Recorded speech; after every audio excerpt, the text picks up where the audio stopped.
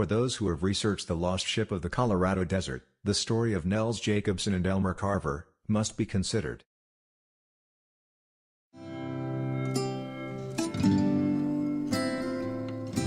Nels Jacobson was born in Sweden in March of 1864.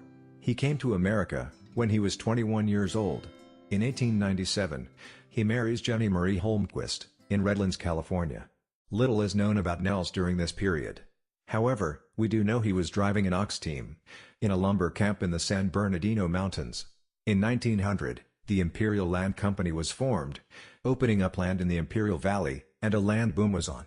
It was reported in the Imperial Press that in October of 1901, Nels was in the city of Imperial, looking for land. In 1903, Nels had applied for a 320-acre parcel of land. The land was located 5 to 6 miles east of Imperial. Now comes 1907. This year is important because this is when a young Elmer Carver comes to work for Nels for a week or so. It seems that Mr. Jacobson, needing to conduct some business in the Los Angeles area, and not wanting to leave Mrs. Jacobson alone at the ranch, hired the young Mr. Carver to do chores and watch over the missus in his absence. Apparently, one day while doing his chores, he noticed the pig pen. The timbers that were made to construct the pen seemed quite large. Upon asking Mrs. Jacobson about the oddity of this pig pen, Mrs. Jacobson replied that the wood was taken from a boat out back of their house. Mrs. Jacobson told Elmer that was why Mr. Jacobson went to Los Angeles to sell the gems he had found. Being inquisitive, Elmer asked what she meant by this, so Mrs. Jacobson went to the bedroom and returned a few minutes later. In her hand was a small box, about 3 inches by 5 inches, and less than 2 inches thick. When she opened it, there on top of a black cloth were 3 small diamonds, an emerald, and a huge blood-red ruby. Apparently, after a bad windstorm, Nels found a boat covered in the sand, about 200 feet out back of their house. Keep in mind, between 1905 and 1907 is when the Salton Sea was formed. Could a boat or ship have made its way from the Colorado River down to the Jacobsons' land? Or maybe, a ship that was already buried in that area had some of the sand erode from it and became exposed? In 1907, the San Bernardino County Sun newspaper ran a story. We passed one ranch of 320 acres, the owner of which sold at one time last fall a drove of hogs for which he received in a single check $9,000. Nels Jacobson, well known in San Bernardino, has a hog ranch, from which his sales run close to 5 figures annually. If not for a 1964 interview with Mr. Carver, taken and recorded by Harold Waite and his wife, and the subsequent story in the Calico Press, the story would have ended there. In 1964, Elmer Carver would have been 75 years old. I have listened to the recordings and they appear real. With one exception. The recordings are on cassette tape.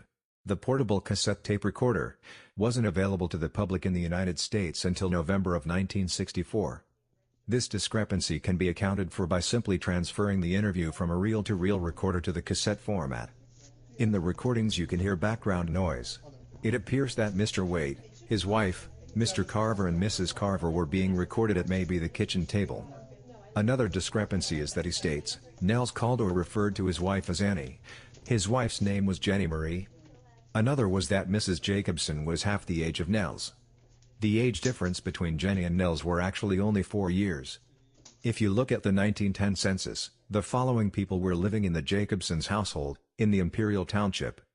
There of course was Nels, age 45, and his wife, Jenny, age 42. There was also Joanna Holmquist, age 26. This was Jenny's sister, as she was listed as sister-in-law to Nels. There was also David Carlson, a boarder, age 38, listed as Swedish. Olin W. Larson, a boarder, age 23, Swedish, and Gustav Johnson, boarder, age 20, also Swedish. Now, could Mr. Carver have confused Mrs. Jacobson with Joanna, her sister? The Annie he refers to could have been Joanna. Their age difference was Nels 45, and Joanna was 26. That would be about half the age as Carver stated. Trying to remember what happened 57 years prior, Mr. Carver's memory may have been a little foggy, or just simply confused some facts. Mr. Carver could have been staying with Joanna, and not Mrs. Jacobson, and that crazy Swede could have been one of the boarders at the ranch. However, the recordings show a slow and methodical Mr. Carver making his statements.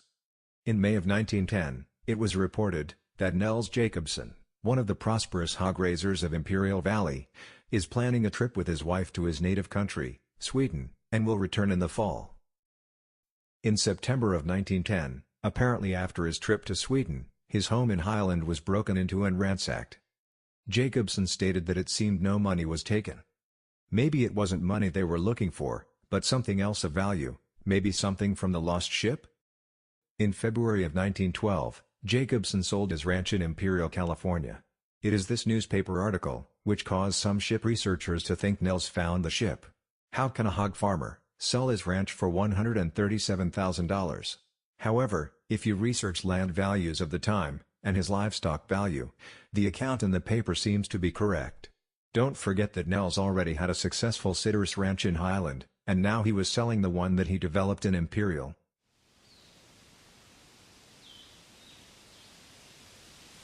By the summer of 1916, Nels had bought another ranch in the Riviera area of Whittier. 3 years later, in 1919, Nels and his wife would sell the ranch in Highland, and would move to Riviera full-time.